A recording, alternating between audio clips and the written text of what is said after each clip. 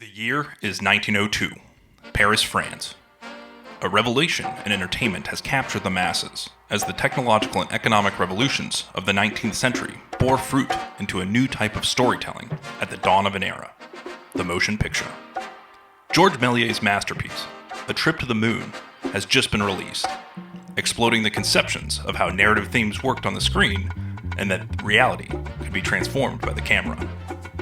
Later credited with inspiring D.W. Griffith and Edwin S. Porter, collectively considered the forefathers of what we now know as cinema, along with countless homages and tributes, such as the Smashing Pumpkins music video for their song Tonight Tonight. The film changed the landscape of the medium around the globe, and within months of ending its theatrical run in Paris in 1904, another world-expanding idea began, as the football associations of Belgium, Denmark, France, Germany, Netherlands, Spain, Sweden, and Switzerland created a governing body to oversee them, the Fédération Internationale de Football Association, or FIFA. This group would gain additional countries and prominence till it came to define the sport internationally another century on.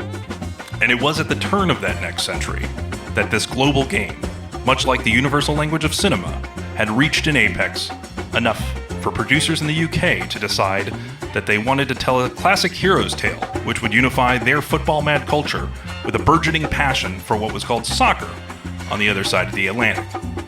Blessed with the endorsement of FIFA and a sponsorship of a major sports apparel company, they had the stage set for a story over 100 years in the making.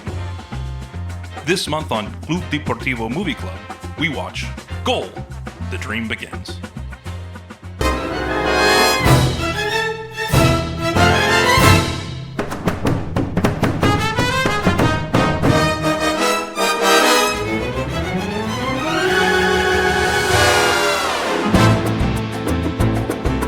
Club Deportivo Movie Club. Come and join our movie club, where Cesar and Drew have fun. Club Deportivo Movie Club.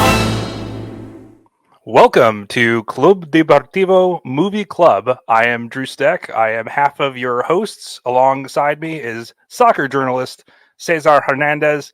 Cesar, how do I find you today, man? Doing well, man. Here. Great. You find me here in San Diego, and I find you in where are you? Where are you at exactly? It's because you travel so Wisconsin, much. yeah, just outside of Milwaukee, a little town called Okay. Cedarburg, Wisconsin. Yeah. Just Americana personified as a town, so it's a great little place. But I myself am a native of San Diego. Cesar lives in San Diego, so we are proud to be here on San Diego Punto Football as a network.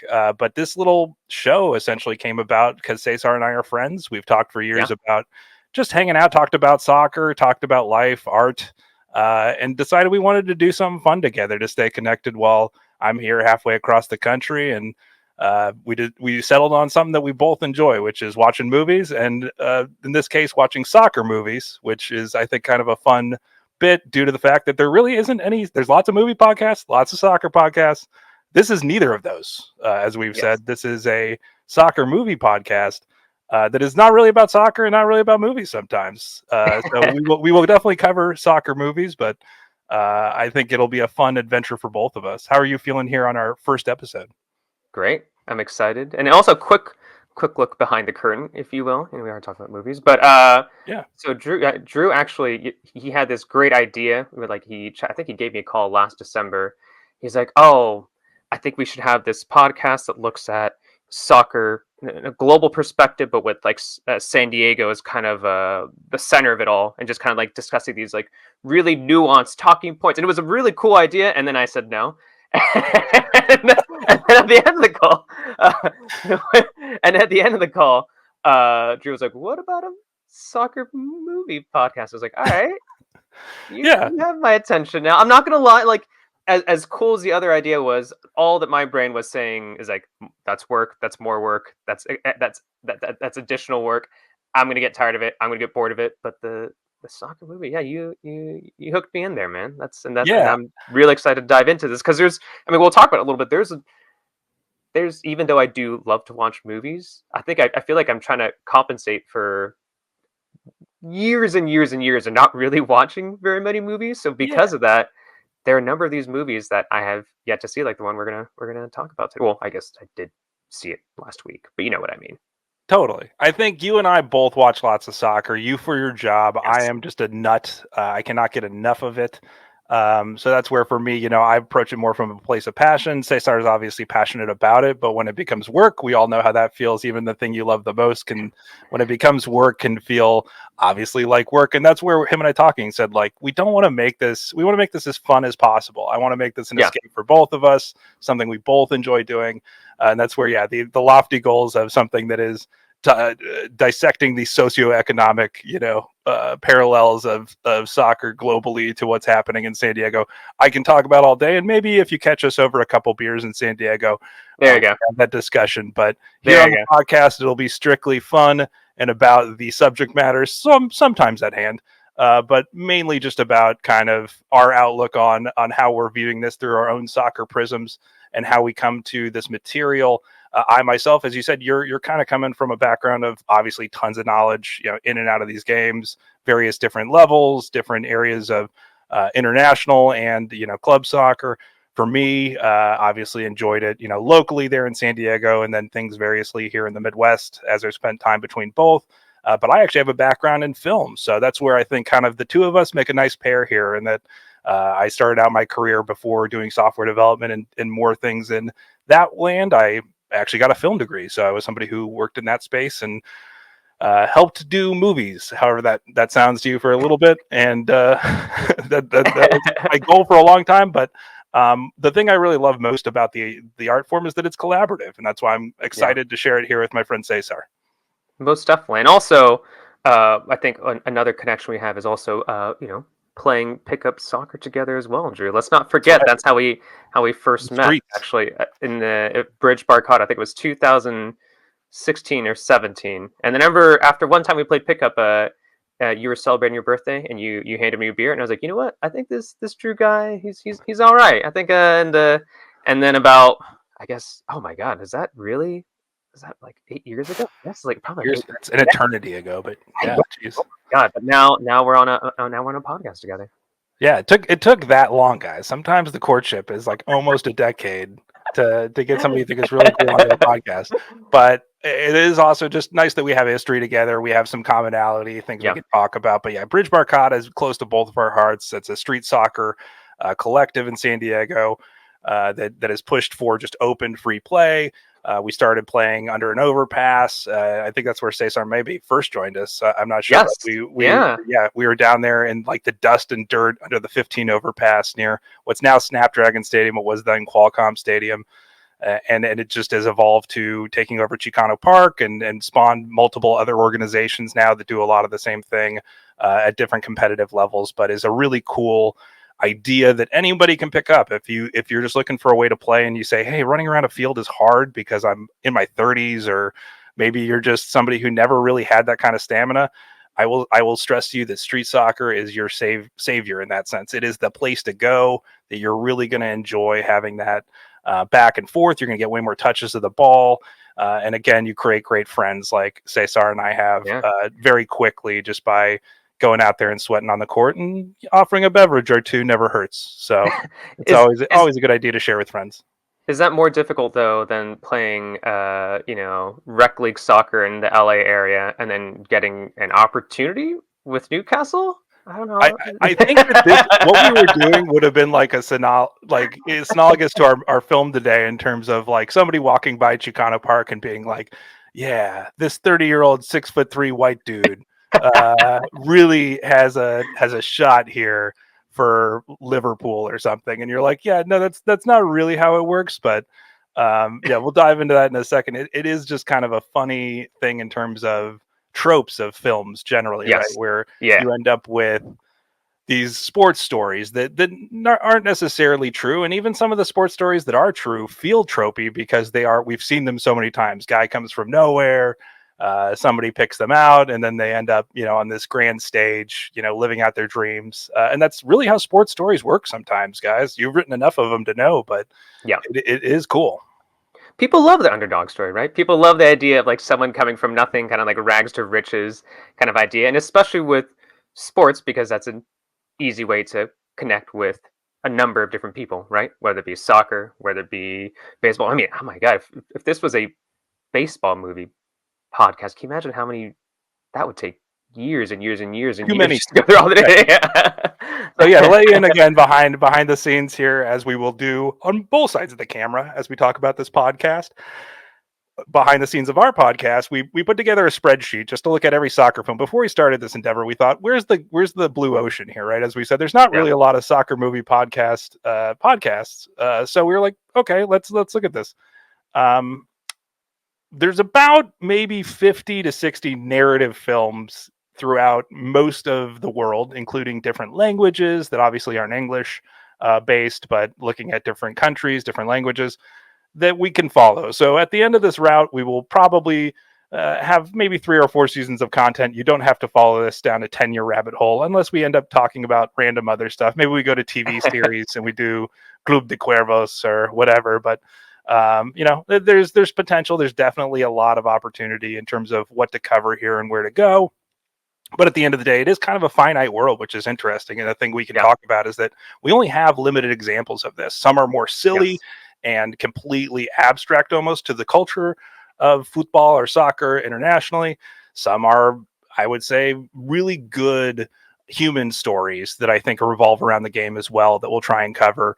The one today, I think, is just a really down the middle fastball in terms of your most prototypical story of a sports film overall and a soccer film overall, in that it really does try to encapsulate, and I think was almost engineered to capture the idea of a world audience, trying to tie the Western Hemisphere to the Eastern Hemisphere a bit, and looking at kind of the global aspect of this game. So we will dive into that here in a second. Do you have anything else to express on your just love of the game or film overall in terms of memories of watching sports films? Is there a sports film you would say is your favorite sports film overall, Cesar? I'm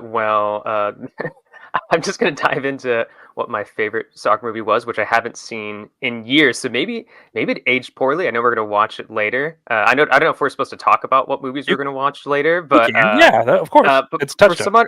For some odd reason, The Big Green comes to mind. I know that's it probably has like an IMDb rating. My guess is probably like but that hit us right in the feels. Yeah, right in the cultural like center of our childhood. Like it's right there. So I could totally see that being there. That was definitely the one that allowed our age group to see like soccer as like a team sport that's being displayed on camera. I don't know if we really had many points for that. You used the word finite earlier.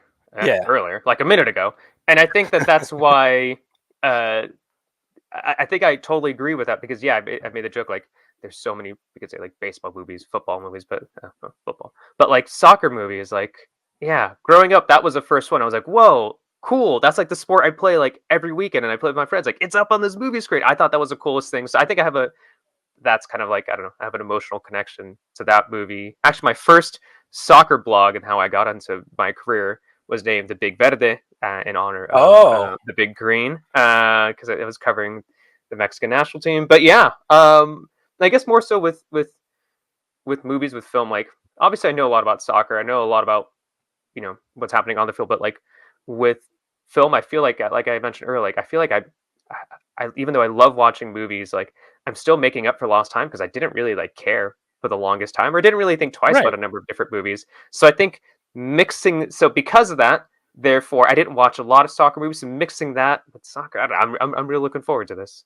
Yeah, and I think I agree with your assessment there, and I would say generally, like for you, I would say that again, it is your job. So to a certain degree, I would want to go running in the other direction from where that is when I can free my mind on the weekend and go somewhere else. So I appreciate again you entertaining our exercise here of wanting to do this, but it's a fun playground. It's a way to go back to the sandbox and find why we really love the game, and why we connect with other people. For me, my favorite sports film, and it partially has to do with kind of age and when it hit, was Remember the Titans. I think it's just like a classic, perfect sports movie that also talks about social issues at the same time.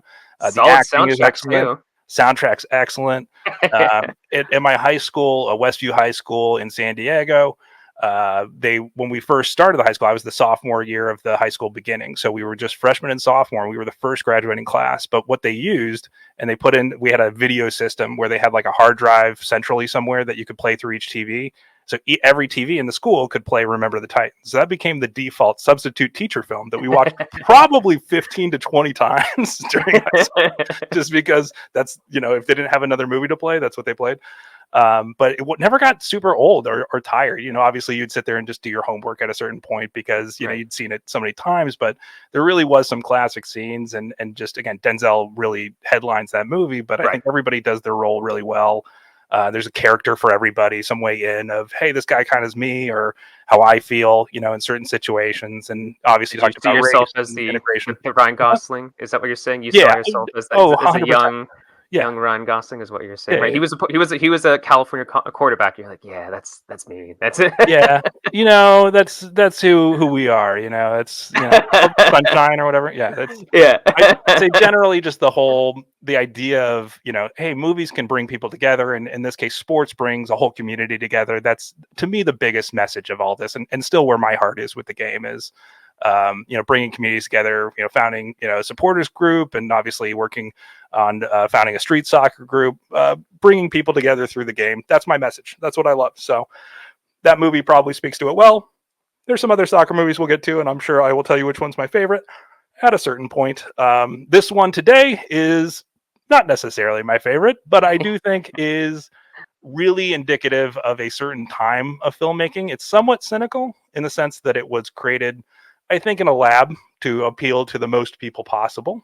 But there's a real heart at the center of it, I think. I think the idea is something that at least we can relate to, as especially Southern California natives, that the world of soccer in our lifetimes has grown to include us. But especially back in our early years, and this film was released in 2005, and we'll talk, kind of go through some stats here, but goal, exclamation point, the dream begins, which I always love titles that have punctuation you're not used to, but in this case, goal, the dream begins, was a $33 million film released on October 1st, 2005. It made $27.6 million at the North American box office, did not turn a profit there. I'm sure it did okay with streaming eventually. Had two different directors because one quit a couple weeks in, a PG rating, and runs about 118 minutes. This film was produced by kind of an independent group of filmmakers that wanted to make a movie that, again, spoke to a global audience, but had a base obviously endorsed by FIFA and FIF Pro, which is one of the first films that I think have that designation, at least in the modern era. So it was able to use real teams, real people, a lot of teams, or a lot of films in the past, and some IP. I think Any Given Sunday is a good example of this, where they're not using the real NFL teams because they want to tell a story really about the NFL in a way that the NFL would never say okay to. Similarly here, I think that, that PG rating helps them out a lot to be able to do that. But, it was a global film shot at a large scale. That budget at that time was still a big movie, obviously using a decent amount of unknown actors, and nobody in it's really a massive star, besides a couple of the footballers that we'll talk about. And another thing that helped the budget that's not included in that budget price is $50 million of sponsorship by Adidas that was paid into this film franchise. There was eventually 3 movies that tried to cover for. The budget runs very thin in the third movie. I don't know if we'll ever get there. We may cover the second. So I'll say I couldn't tell. I didn't see a single Adidas placement at all. No, nowhere. Not at all. No, it was not. It was not prominent at all. It wasn't on the jerseys or the cleats, or wasn't prominently on the soccer balls, or there was a scene where you're in the locker room and you're like, hey, I recognize those Adidas Predators. Yeah, I can definitely see where. I even saw a little bit of quick goal too. Apparently, I wouldn't be surprised if they put in a little bit of money as well. But yeah, but it was interesting to see that. Yeah, and it was distributed by Disney, Buena Vista International. That is the company that Disney uses for distribution, if you've ever been curious. But that means that it got a wide release. It was put into thousands of theaters, and people were able to see it. And so, again, I do think it ushered in just a signaling of what's happened in our lifetimes as millennials, which is we grew up in a world where soccer was very hard to find on television. You'd usually need a cable package or some weird channel. to be able to find it, to now being on the primetime channels, big games, and then obviously having, real big, $100 million clubs in our own country now that didn't used to exist. So that's one of the things here. Although this film, interestingly enough, we try to how can you watch this film? How can you follow along with us? This is one of the weirdest films in terms of distribution currently to watch. Everything's on streaming, right? There's so many streaming services. You figure to be on Paramount Plus or maybe Disney Plus or Netflix even, that just collects garbage from, various sources. This film is not watchable on any of those services. If you have an old used DVD or go to a used DVD store or maybe off a clearance rack, you can find it there. But on the internet, really the place to watch it is YouTube. And I know that that's how you consumed it, Cesar, right? You watched it through YouTube? Yeah. Yeah, I know. It is quite funny that the first movie that we chose, are like people are like, all right, is Netflix? Maybe I can like watch it on Max. We're like, nope. YouTube. That's where I was able to find it. A 720p quality stream on YouTube. Yeah. And it's not the worst way to watch something. In some ways, that actually makes it the most accessible film that we may watch. It is free to everyone. It is available to, I think, over 210 countries via YouTube, unless they're censoring it for some reason. And so that gives people the option of watching it almost anywhere they would listen to this podcast, obviously on either side of the Mexico-American border. And then in case of anybody international, you should hopefully be able to enjoy this film. I'll say the word enjoy pejoratively, maybe. But it's up to your discretion. We'll talk through it here a little bit. So how did it find you? How did you watch? How did you consume the film? Let's set the stage of kind of how we absorbed this content, and then we'll kind of talk through it. Yeah, I'm glad that I watched it because I rewatched a little bit of it earlier today during the daytime, and actually I'm glad I watched it. It was like was it a few Saturdays ago. Actually, my wife, she's very excited about us diving into Club Deportivo Movie Club because she wants to follow along and watch these movies. So we watched a movie Saturday night, and actually I'm glad we watched that night because on YouTube, it's not the best, amazing quality. So like there were some scenes like especially at the beach or early on, it's just like quality wasn't exactly a little bit washed out. Yeah. Mm-hmm. Yeah. So earlier today, I was like, ooh, I can't see a single thing. What's happening here? But so definitely recommend perhaps waiting to watch if you are going to be watching on YouTube. Waiting to watch it like in the evening, just because it helps a little bit. But yeah, I mean, like something, imbibe something, have a good time. There you go. Like a fun watch. I don't think you have to be too mentally ready to absorb this content in any way. It's definitely a popcorn movie in that sense. I might have been a few whiskey sodas in when I watched it a few Saturdays ago. Like I'm not gonna lie, it was probably a few whiskey sodas in when I was watching it. As a former film production major, I will probably do this naturally. I just watched the film twice. The first time I watched it was on my laptop, taking notes and stuff. The second time I sat down and really watched it and just absorbed it emotionally after my notes were kind of down. And I would say that it's, I might reverse that process in the future. Luckily, I had a copy on an old media server from when I downloaded this maybe 10 years ago or something like that. Okay. I stashed it away off the internet. And this is where kids, if you ever want to know that physical media matters or just having a downloaded copy and streaming things is not the future, if this film leaves YouTube, I'm not sure how you're going to watch it. So that's where, again, it helps to have that and have a higher quality. So I was able to watch it more around like a 1080p, decent DVD quality. So I will say cinematically, it actually is shot really well. It's just kind of hard to come across in the YouTube's perspective, but I really enjoyed kind of, obviously just watch it once. You don't have to watch it twice like I did. But if you can find a higher quality copy, I do think it's worth seeking out just because the enjoyment level is always going to be higher. And as a film nerd, I will always preach this. I'm not going to get into a Tom Cruise rant on motion smoothing or anything like that and setting out a PSA. But in this case, I think that it really does help. So do you feel like diving in, Cesar? Are you ready? Yeah, let's go. The dream begins. Let's do it. Our dream begins on Club Deportivo Movie Club right here. So first film, here we are. And it opens up in a place I forgot that it opens. I've not watched this film, self-admittedly. I've stashed it away, probably watched it maybe 10 years ago.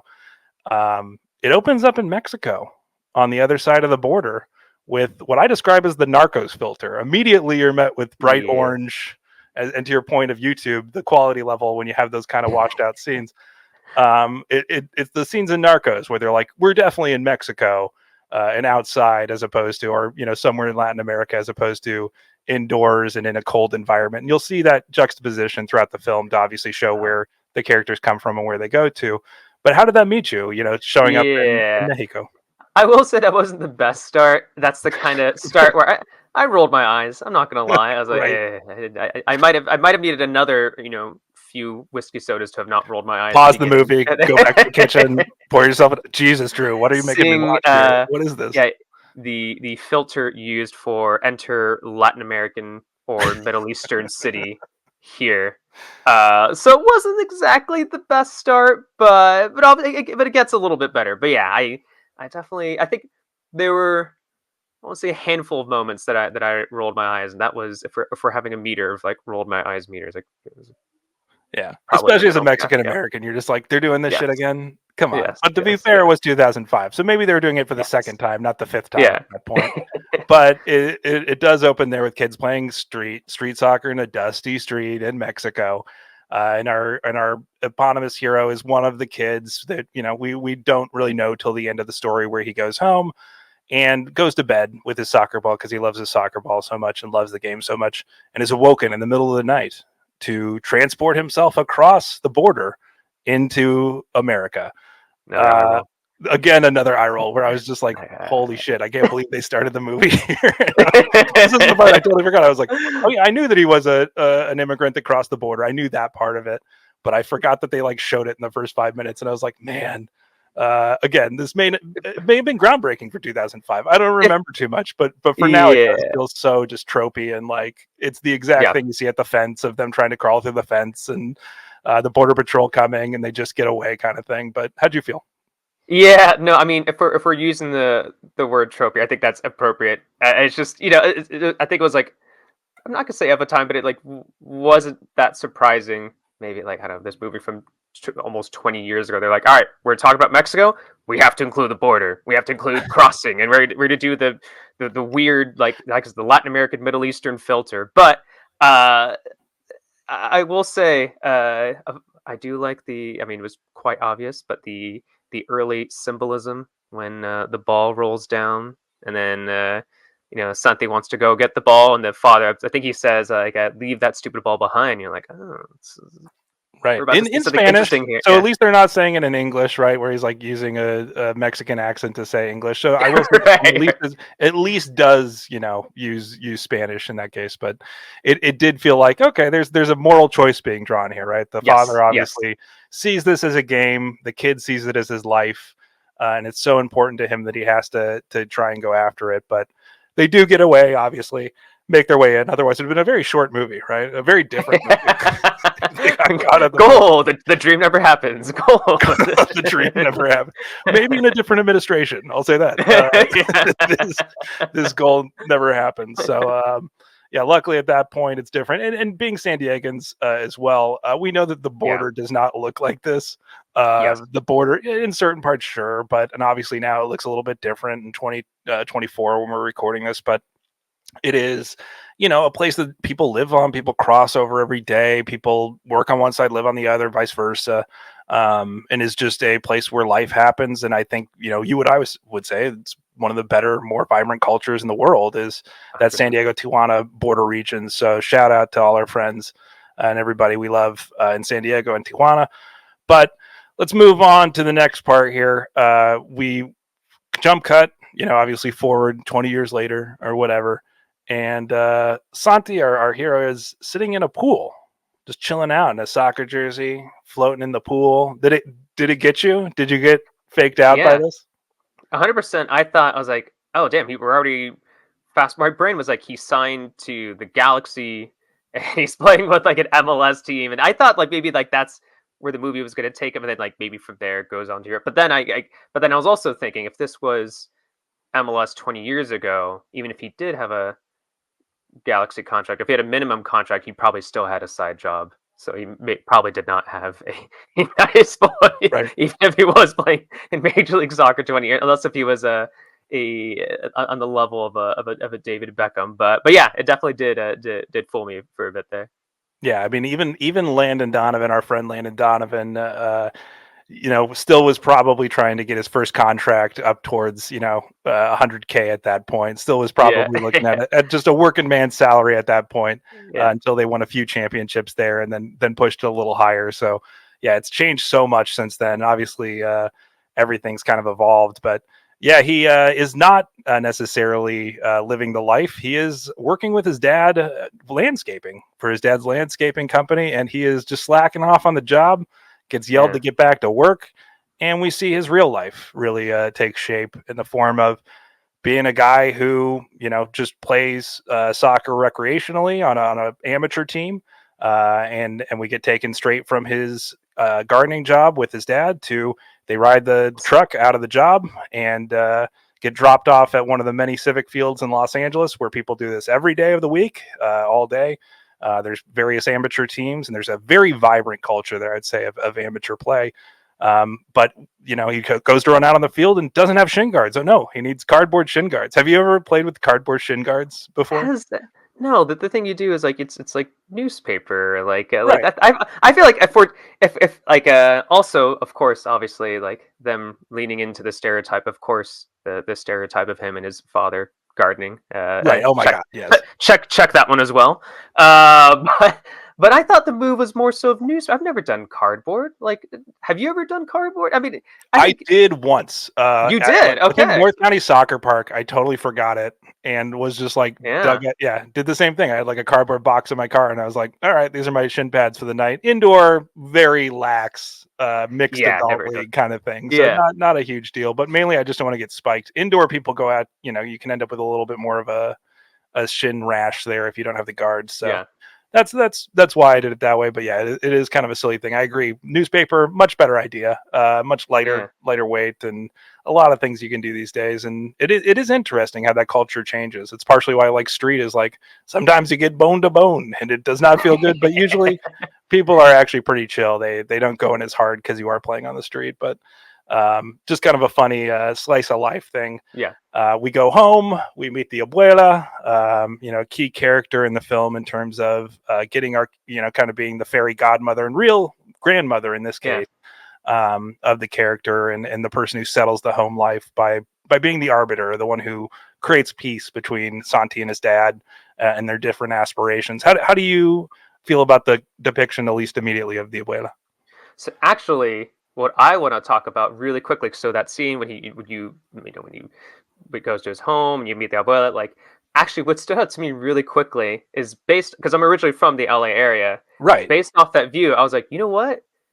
He's actually super close to Dodger Stadium. Yeah. So based off that view, there's this hill that goes up to Dodger Stadium, and that neighborhood is actually close to the MLB park. And I was wondering, I was like, maybe if baseball was his calling, would this have been a lot easier? Yeah, as opposed, also more poetic that it's like in the background of his house, like you could see like I'm sure if they turn the camera a certain way, yeah, you could see Dodger Stadium or Chavez Ravine there in the also corner. fellow Mexicans also love baseball as well. I mean, we're gonna dive into it later, but like Mandomania.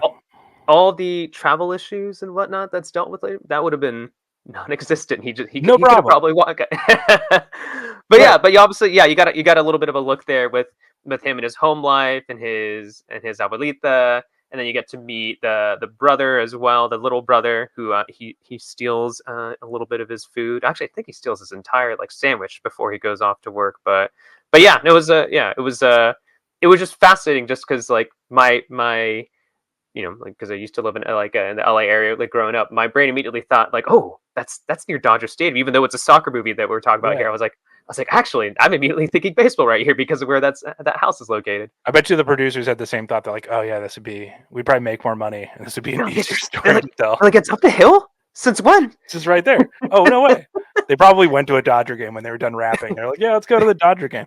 But yeah, it is funny, and that is one of the sad facts about Dodger Stadium is that they did eliminate an entire Mexican population that lived there and pushed them into those neighborhoods. Obviously more so and created that space. But it is a very cool, unique part of Los Angeles. The areas around the stadium are very cool and kind of a neat place to hang out. Great food.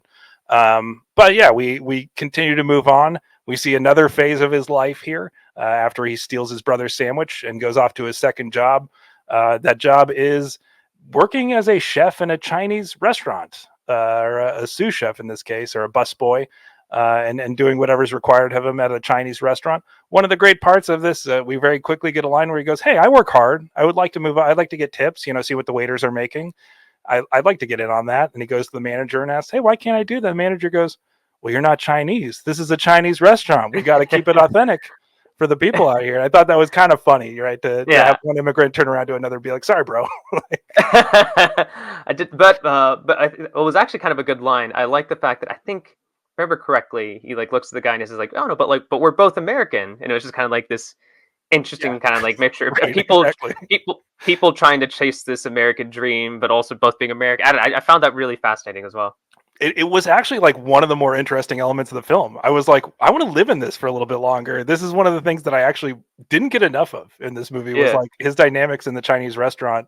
Because I felt like that was maybe the most authentic part of the immigrant journey in America. Is like sometimes you end up mixing it up in places you wouldn't think of, and even then it all melds together in certain ways that creates fusion. And now, if you've been to LA at any point in the last 15 years, 20 years, you've seen great fusion restaurants Oh of yeah. Latin, Asian fusion in so many different ways and so many different combinations that, is some of my favorite food, honestly. But it is pretty cool to have that little moment. And then we continue on with the pattern of his life, kind of doing the jobs, working, and then getting into the next couple scenes here that really set up the rest of the movie.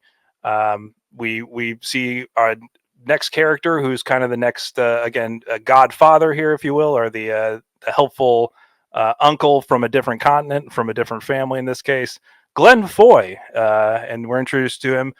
Did you recognize the face of this actor when you first saw him? So no, because actually, like you wrote down. So I'm looking at the notes here that Drew Yeah, included. He wrote down Stannis Baratheon. I was like, who's Baratheon. Yeah, yeah. Baratheon? And I was like, what? Who's? And I was like, oh yes, of course. What are the? Like me catching up on film, I'm also catching up on a number of TV shows too. Apparently, he's Game of Thrones. Is that how it's Game of pronounced? Thrones. Yes, the Game of Thrones. Thrones. Is that the? He's Is that one of the the? Throners. He's one of the He's guys one of the working Throners. for Thrawn. Yeah, he really But I wants that do like. Thrawn. So I don't recognize. I didn't recognize that guy, but I do like the because like you wrote here, just like definitely the best actor in the movie, and I think so too. He did such a good job. Oh yeah, And then when it's not even I thought he close. absolutely killed it in this movie. He did such a good job. Yeah, So I'm he, not surprised that this guy had went on to do like to do bigger and would it be fair to say bigger and better things? Yes, I oh think yeah, you could oh say it's yeah. bigger and better things. Yes, yes. Anybody's involved in the game. Yeah, yeah, yeah. By any measure, I think it was. He was obviously in the earlier seasons of Game of Thrones. For anybody who watches the show, he is the brother of the king when the show starts, of the original series of Game of Thrones, and then goes on to try and stake his claim into the throne. Obviously, that show has many twists and turns. I'll leave that up for a different podcast, or like probably thousands of podcasts about that show. But he comes on screen and captures the screen, and that's one of the things Yeah. I noticed right away is like certain people come on and you're like, okay, this guy's the guy, right? Like, Yeah. we're gonna be with. He's not just a bit character. We're gonna be with this guy for a little bit. And I, the first thing I thought was he was like with an ex-wife watching his kid's soccer game, a stranger in Los Angeles. No, Yeah. that's his daughter. And I was like trying to do some age checking. I was like, I guess that checks out. But yes, she's a little bit older and he's a little younger than you would think for that casting. So I always Yeah. find that kind of funny with casting like that, where women are always kind of like on the other side of where you think they'd be. Yeah. I thought at first I thought too that like I was like, oh, like clearly because my brain was like he must be a former pro and like that's his like young wife that he met Right, exactly. like, Yeah, yeah. in the And US maybe and he's brought him living over. in the US. Yeah, who knows? Yeah. But Yeah. you definitely It was thought very confusing. It was they're confusing. married. Yes, the relationship is not made clear until about like 5 minutes later, and maybe on purpose, but like very distracting the entire scene. You're like, Yeah. what are these people and what do they have to do with each other? Yeah. So yeah, so you finally jump into that, and you get a sense of, oh, he's just here visiting his daughter and hanging out. And he gets a ball kicked into the back of him by the amateur club that's playing on the other field, right across from where his kid's playing. And he turns around to look at that game instead of his grandkid. He's staring out at what becomes his protege for the rest of the film, and gets some exposure to this player who he thinks, yeah, this kid's pretty special. and gets a sense of what he wants to do and where he wants to go. So in terms of, getting to a place where, hey, this is a chance to set the movie in motion, he offers, hey, I'm going to be in town for a few days. I've got a friend who's an agent who I flew over with. I'm going to see if he can look at this kid because he's special, after talking to the coach and being like, oh, did you teach him this? What did he say? And then he goes, no, God taught him that. So we do get a flash forward to, do you know which Civic Stadium they were playing this next match? And he has a big match. Yeah. No, I tried looking it up, but I couldn't figure it out. You mean with like when it had all when we had like heavy Adidas stuff and the cheerleaders and whatnot? It must be some sort of like cheerleaders at a soccer game. Great. Yeah. Also, by the way, yeah, I know we could. I know that we are going to talk about this like just shortly ahead, but that absolutely threw me off. I know, like we can talk a little bit like about the conversation that he had with his father about chasing his dream or whatnot, but like along with the quick goal and Adidas like placement, it was cheerleaders and also what sounded like a college band, like as if this was at some NCAA game. So right. I was like, and it's funny because like we've all played adult rec league soccer. I played for a number of years. I did adult rec league soccer. You're lucky if you get 10 people watching. At what point do cheerleaders and this like college band show up here, like rec league game? Because even if it is like a big game, because sometimes you have those like rec league championship games, what makes it a big game is like you have a lot of like friends and family there, and maybe some food vendors. At least like at least the leagues that like I play in. Yeah.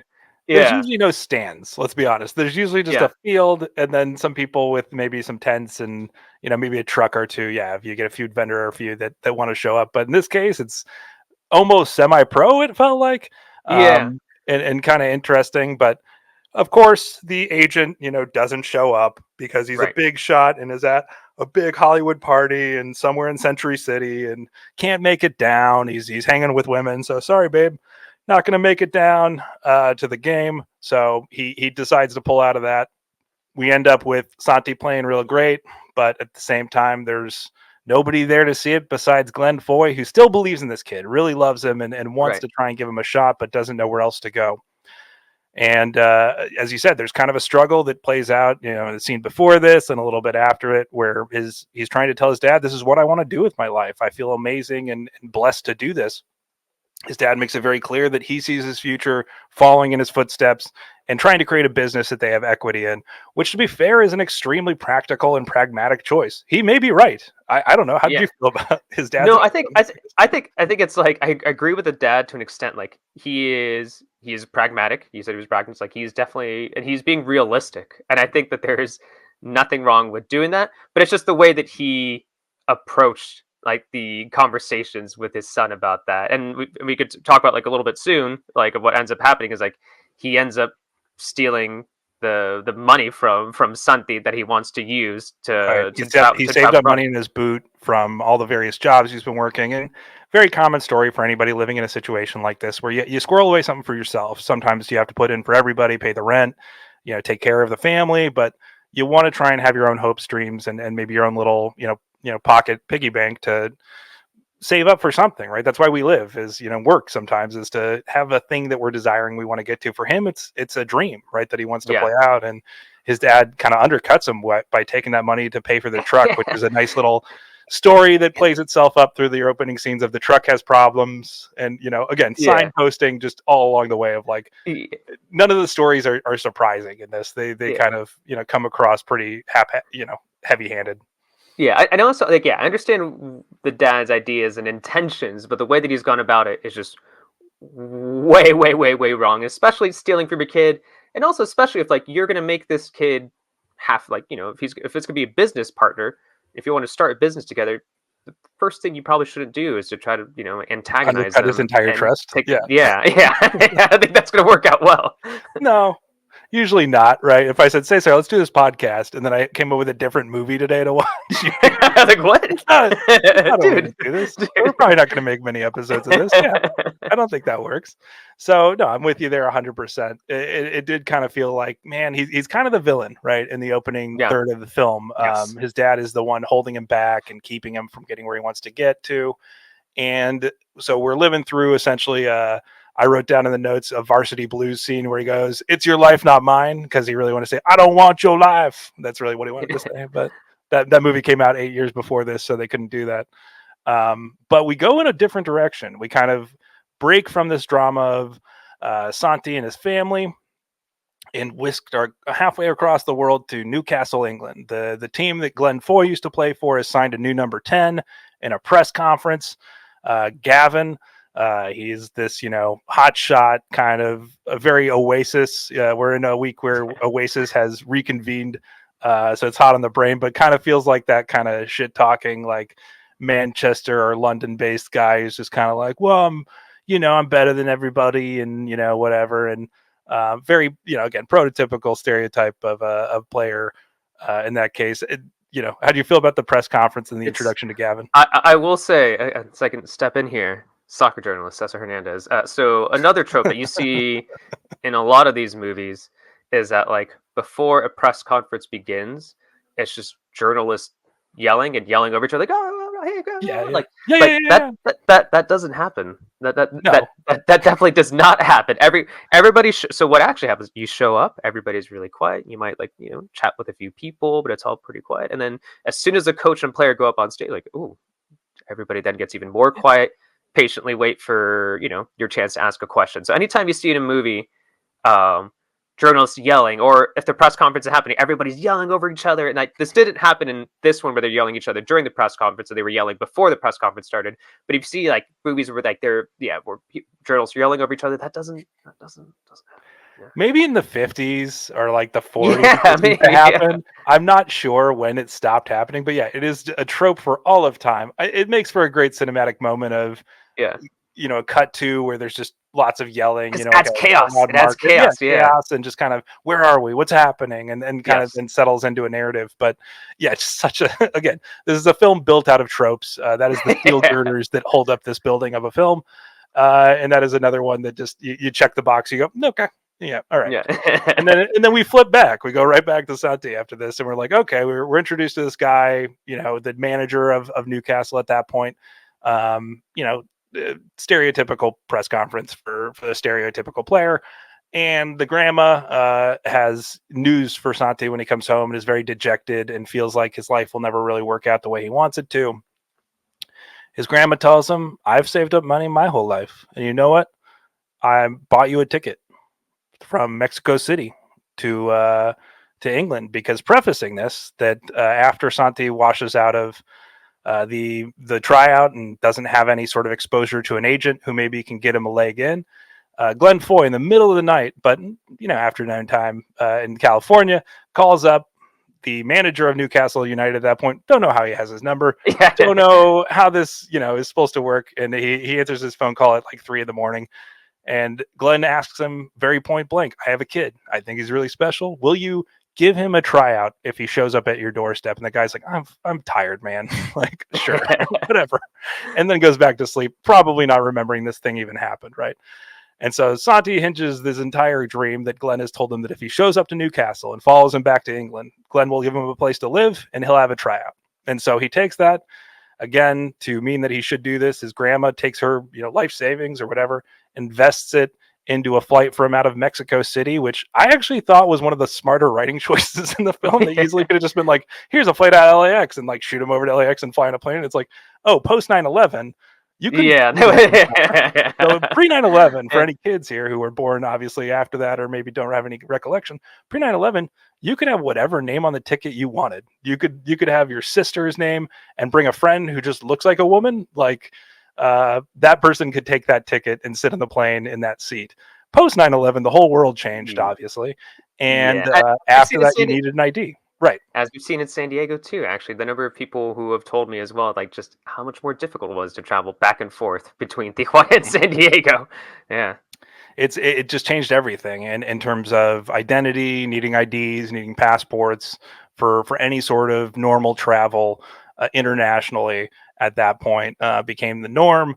And so this is very heavy on the brain of the writers, I guess, who actually chose to write this correctly, which is that he'd get on a bus, take it down to Mexico City, and then be able to take a flight from Mexico City, where he's a citizen of Mexico, to England without any trouble. and he flies from Mexico to London. Things kind of start heating up from here. We start getting the ball rolling here. We've had a fun thing where we start getting the ball rolling. Huh? We've dissected a bit. Yeah, we'll be full of puns along with the tropes that they roll out and calls. We get some fun 2000s-y montages of him being in London and what life looked like then, and calling on the red phone box to Glenn up in Newcastle and saying, "Hey, I'm coming up to see you." "Oh, no way! You should have told me beforehand." I don't know, whatever. So he ends up, it all kind of flows, and he ends up in Newcastle, and it's his first introduction to the stadium as they're driving over to the stadium, because that's what you do when you do business with a football club. There's definitely not offices somewhere else by a training ground that's usually miles away from a stadium, but they go straight to the stadium, right? Like a kid's understanding of a soccer or a sports team, right? Like, you're gonna go there, and he goes, "What's that?" And they call it the Tune. So the first of many references to the Tune of Newcastle, and just always think that's kind of funny, and gets a sense of, oh, this is where I'm going to try and make my name, get in there. There's actually some really, and this is where, again, if you do have a higher quality version of this, the shots of him running on the beach are like beautiful cinematography, especially for this movie. And the stadium as well. Like, I think you'll see later on as well, like especially during the end of the movie. We'll talk about it later, but like, that definitely stood out to me, and especially the shots of him, like, running up and down the beach. Although when he was running up and down the beach, I was also immediately thinking, like, oh man, that looks absolutely freezing. Especially the beach. Coming from Southern California, it's like, that's probably the coldest he's ever felt in his entire life. But he's just like, I'm having a great time, and it's not till later that it wears him down. But yeah, I did think it was interesting. I'm curious to see where the film series goes from here, because a fellow Mexican, Carlos Vela, has stated in the past. So there's a guy who used to play former Mexican international, played in Arsenal, but like, one of the reasons why he didn't want to play in England anymore, he was just like, I just can't deal with the weather. I just don't like the weather in England, and ended up moving. He does leave England. I will say that after this. But the series just continues to degrade. It goes down steps. So I'm not going to set any expectations that this somehow gets better in the future. And that might be why we hold off doing the second and third installments of this, as we do maybe other movies that we think have more merit. But it does go to a different place that is warmer and more proclive to his language, I will say. And kind of levels up the dream, if you will. So you take the dream to England, to a mid-major or major side in England, and then it levels up from there. But if you just look at the covers of the films, you can figure it out within 2 seconds. So, and actually, a couple of those players on his future team make an appearance in this movie. So I'll give you that Easter egg here as we go through it. But we obviously, I'm going to kind of fast forward here a little bit to him getting thrown into life here in England.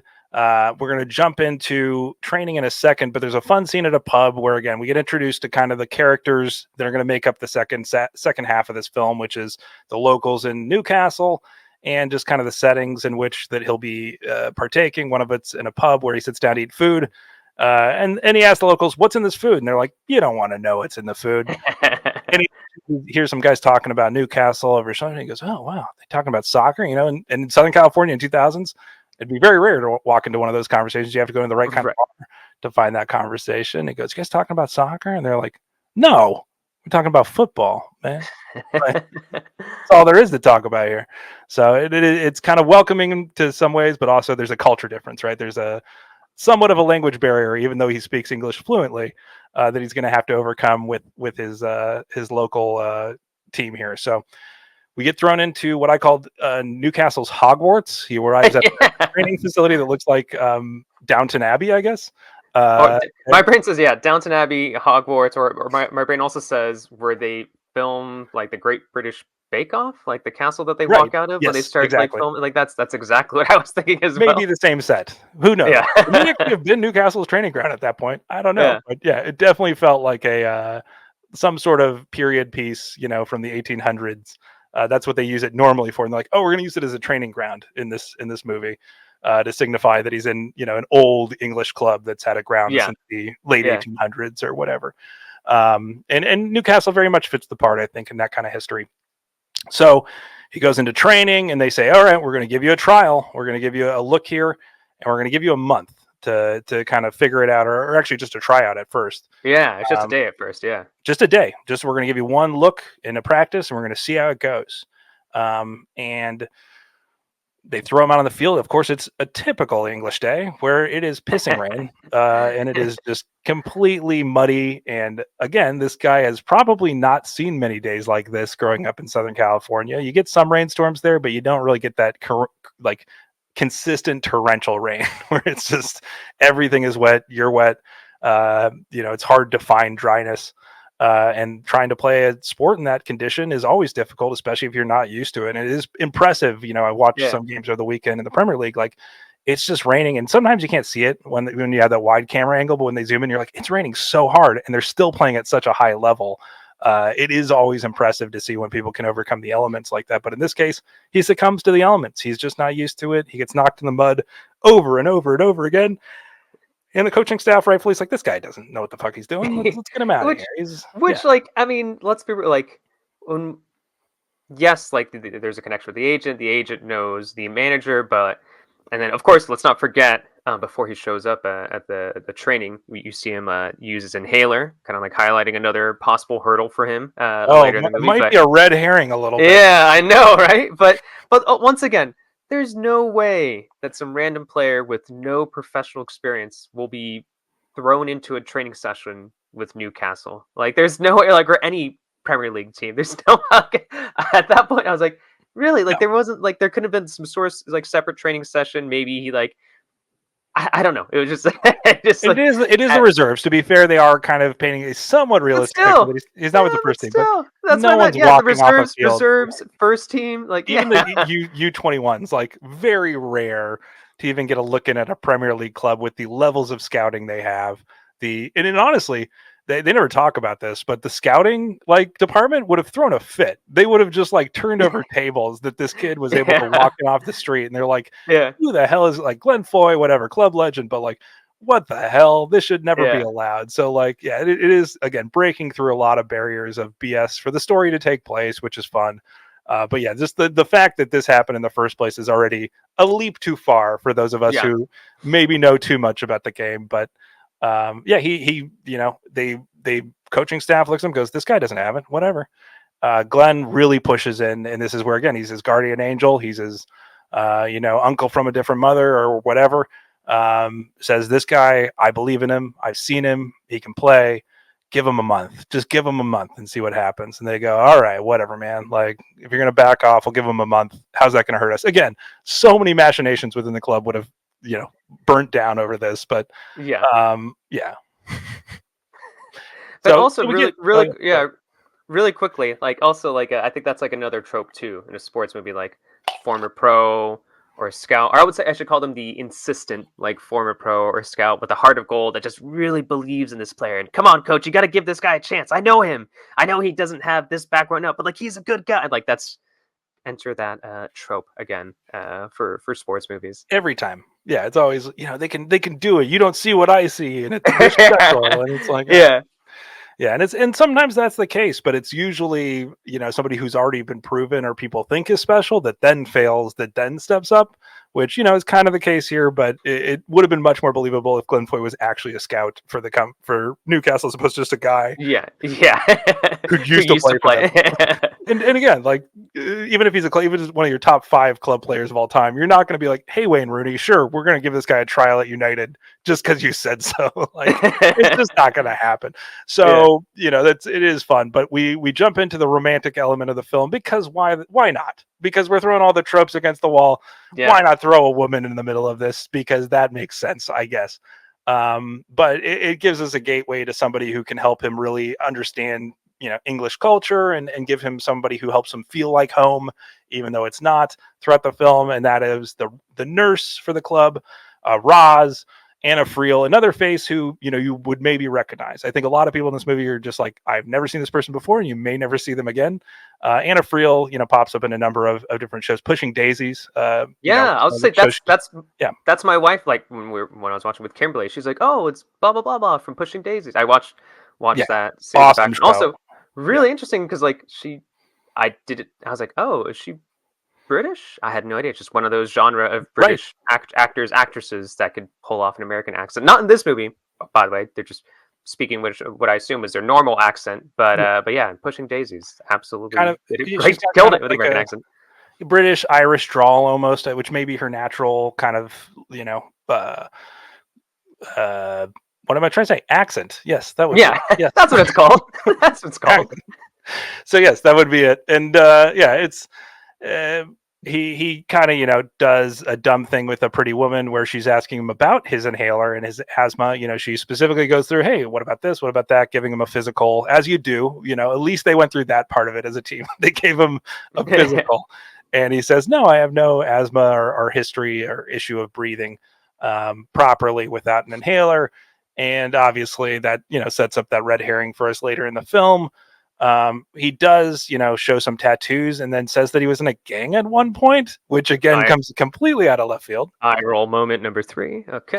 Right? Yeah, you're just like, this guy's from East LA. He's just a guy working some jobs. He doesn't have to be in a gang, guys. We don't have to put all this stuff on this kid. Yeah. And again, he's supposed to be like 21. This guy's lived like 4 lives before he's like 21 years old.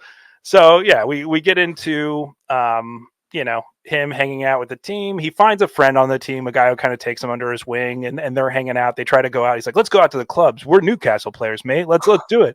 And they're in line at the club, just like anybody else. And they see, oh, Gavin walks in with his entourage, walks straight into the club. They try to jump in with him. Obviously, he doesn't know or care who they are. And then he does, and this is like almost the scene after this, sees Roz walking down the street with her friend, and she made it very clear she doesn't like to hang out with players. But he's, she doesn't think he's going to make it. Nobody thinks this kid's going to make it. Yeah. So she goes, why not have some drinks and hang out with this guy? He seems nice. So him, his friend, Roz, and her friend have some drinks, and we get a real kind of first group date, kind of an introduction to their more flirty relationship that plays out throughout the film. And then we eventually get to back to practice, back to the sport. And the next trope to come up is this guy is great with the ball, but he needs to pass. Which is almost every soccer movie has this trope, but yeah, go ahead. Yes, which obviously develops into a big moment at the end of the movie. But yeah, and then we also see them training in an indoor facility. I see that you, to quote Drew's notes here, wait, they have an indoor training ground, WTF. So I looked it up. So Newcastle do actually have an indoor facility, and it makes me wonder. Right. I was like, oh, of course, that must be the norm for big teams with big budgets in England, right? It may be something really dumb. People are listening, like, yeah, of course, like the EPL teams have an indoor training ground. But I was wondering, like, I wonder how often those teams actually, because even though I'm a soccer journalist, my specialty is not the EPL. So I know just as much as a casual EPL fan when it comes to the Premier League soccer, but I wonder if they train indoors just as often as they do outdoors. Who knows? Yeah. Right. It is an interesting question because most of the time I see video, Tottenham is my EPL club. Sorry for everybody who hates me and hates us or whatever, and vice versa. I hate you too. The Tottenham's built a beautiful facility. Some people describe it as like a 5-star hotel, like attached to their facility. They built it all in the last 10 years, just like their stadium, state of the art. And is, it's 10, 15 miles outside of where their stadium is in a suburb, but they've got this beautiful glass covered training inside pitch and a half that gives them space to do all of that stuff. But almost every time you see a training video, they're outdoors, almost every single time. So I'm not sure how much they use it because it's there, but I'm guessing players into injury, U21s, U18s, it's probably more common to do stuff indoors. But it is one of those, things where they do play in the elements. There is no domes in England. Nobody plays in a dome. They do in Germany, but not in England. My guess is they probably train outdoors more so just because they want to be used to it for game time. But it is one of those things where, it is an interesting question because you just rarely, every team's probably got one. It's do they use it? And again, why did he play this trial in the mud when they could have been? I know, right? Yeah, it's like, what are we doing? For plot reasons. I think for plot reasons is obviously for plot reasons. Everything is done for plot reasons. There are a number of things, and I'll mention it later. Like, where I look at that, I'm like, that makes no sense. It was done for plot reasons. Yep. Yep, that's how it goes. So I'm going to keep us moving because we're going to definitely go over the time that we said a lot at the beginning of Yeah, the podcast. I realize For those you that. listen to our first episode, you get to hang in with us. You get to know us a little bit. We're going to probably say things this time that you can hear, and then we can use that as a bedrock as we move forward in future episodes. I think this one is a great film to point out a lot of things we can point back to in other movies moving forward. So we'll take a little time with some of this, but generally, we jump from there right into his next learning moment, which is finally the manager teaches him why he needs to pass, right? And they're indoors after a training game indoors where, again, he beats the pants off people, but he should pass. And the manager holds him back after. And he tells him he kicks the ball. This is actually a really good, I think, explainer to kids. And you see this at practices all over where you say, okay, run in a straight line and I'm going to kick the ball. And the ball will always travel faster than the speed that which you can run, right? That is just a fact of physics, right? So, it's just a clear moment to say, this is why you need to pass, is because you can get the ball further downfield to somebody who's closer to the goal and your percentage chance of scoring is so much higher, right? And kind of explained in a rudimentary, clean way by the manager there. And so then we get pulled into a real game, quote unquote. The first, after an hour into our podcast and an hour into the film, we have finally reached his first real game playing for Newcastle in the reserves. In the stadium before the game happens for the big team. Typically, these games will happen, offsetting either when a team plays each other or in what they call the EPL2. Where you'll have these, reserve teams play against each other and they have their own table and system for scoring, but usually it's just a way to vet out players and get a sense in some playing time for people who may be called up, but may not be loaned out or pushed out of the system. And so in this case, he it gets a sense of they really want to get us into the movie, right? And in this case, they're actually going to a real game. They go to the Newcastle game. Jumped ahead of ourselves a little bit, but the real game is actually a Newcastle game, and it's a game at the stadium. He's there with Glenn. They're just in the stands as observers at this point. He's obviously in the reserves, but on his trial. But we're watching it as any fan would, and he gets a sense of what that's like. And game's going poorly. Gavin is just not playing well. The number 10 is not working out. So they pull him off the field, and they do get a result once they pull him off the field. So learning moment for Gavin. Hey, you're not everything that, you're not God's grace to the earth. You are just like anybody else. You're expendable by this hardcore manager who seems to be very strict, right? He's your typical coach who's not going to take any guff and going to put everybody in his place. So we get that moment. And then Santi, after the game, goes down onto the field and is practicing PKs by himself late at night after this match has happened and people have left the stadium. And again, another trope where players there on the field by himself late at night, no one else is around. Working hard at Hogwarts. Right, working hard, right? And then the Professor Snape, or the manager in this case, comes out and is like, "What do you do?" Why is the manager there too? I don't know. Yeah, he's like, "What are you doing?" He's like, "Well, I just want to see what it would feel like, to be out on this field and how it would feel." Which I think every kid inside of us, has that moment of just to be on your favorite team's field is a real thing that fulfills a moment for you. And then we jump back into the romantic story. We learned a little bit more about Roz and why her dad left them. And in Santi's case, it was his mom, in terms of just having a single parent, and they connect over that a bit in terms of, why they're, kind of made for each other. And again, everything's done for plot reasons. There's a nice shot of the river there in Newcastle and the beautiful bridge that actually turns kind of 90 degrees up and down, which is cool. If you want to look it up, there's one in Ireland too that's kind of like it. And then jump forward, and we find out that his dad has never seen him play. He's never come to a game.